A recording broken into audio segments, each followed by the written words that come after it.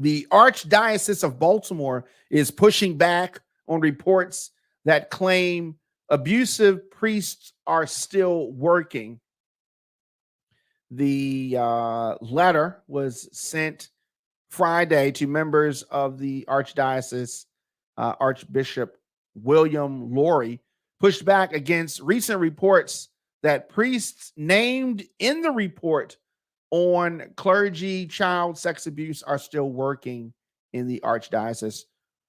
Lowry wrote in part, some members of the clergy whose names have been tied more recently to media coverage focusing on the cover-up are, in fact, some of the very people who helped force a culture change that rooted out evil and shut out attempts to conceal the failures or hide abusers. How is it a cover-up if you report everything to law enforcement? Sad.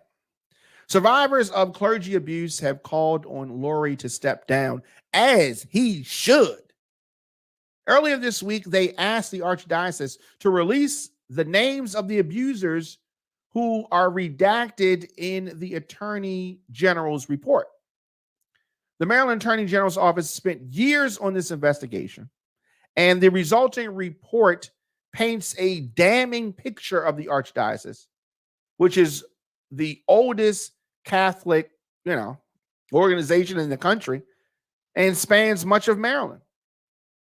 The report found that more than 150 Catholic priests and other Maryland clergy sexually abused more than 600 children, and they have escaped accountability. Let me say that again. This report found that more than 150 Catholic priests and other Maryland clergy sexually abused more than 600 children, perpetually escaped accountability. That's why it's called a cover-up. The damage, so deep. The Archbishop's letter, I'm just going to read part of this mess. It says, dear friends in Christ, the report by the Maryland Office of Attorney General that documents the tremendous harm caused to innocent children and young people by some ministers of the church is horrific. Deeply sad and incredibly painful reminder of the past failures of the Archdiocese. Oh, you see what he's trying to do there. Now, skip down a little bit. The opposite of cover-up is accountability and transparency. If the names are redacted, how is that being transparent? If you don't name the people, how are they being held accountable? We continue. The Archdiocese significantly enhanced its accountability to the faithful and to the public at large in the beginning of 1993 by consistently reporting all allegations of child sex abuse to law enforcement, even when the victim/survivor making the allegations were already an adult. The Archdiocese has further demonstrated transparency by publishing a list of priests and brothers accused of child sexual abuse on our website, a measure which is undertaken by virtually no other institution outside of the Catholic Church.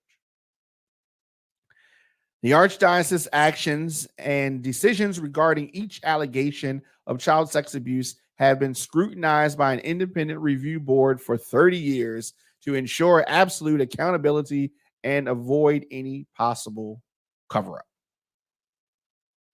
And so I want to state unequivocally, no one who has been credibly accused, see the word there, credibly accused, what determines if this accusation is credible. Let's continue. Credibly accused of child abuse is in ministry today or employed by the Archdiocese. And so it goes on.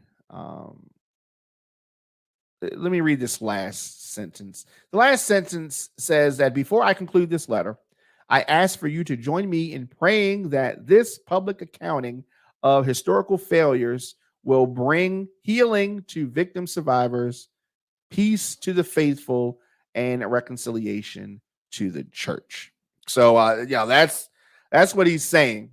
You want to talk about not taking accountability. So this continues between the archdiocese and the families, the archdiocese and victims. But abuse victims are preparing to sue the Baltimore Archdiocese under some of the new laws. And the statute of limitations has recently been eliminated for child sex abuse lawsuits amid heightened scrutiny of the Archdiocese of Baltimore. Attorney Ben Crump announced plans on Tuesday to bring a series of civil claims on behalf of victims.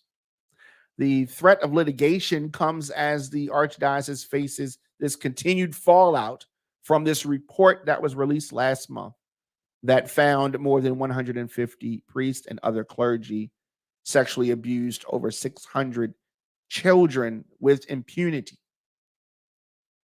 meaning nothing happened to them, children.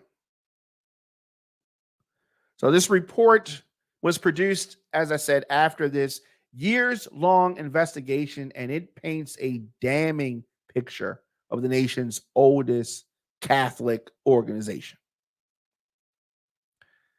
So days after the report's release, Governor Wes Moore signed legislation to end Maryland's statute of limitations for child sex abuse lawsuits effective October 1. Previously, victims couldn't sue after turning 38.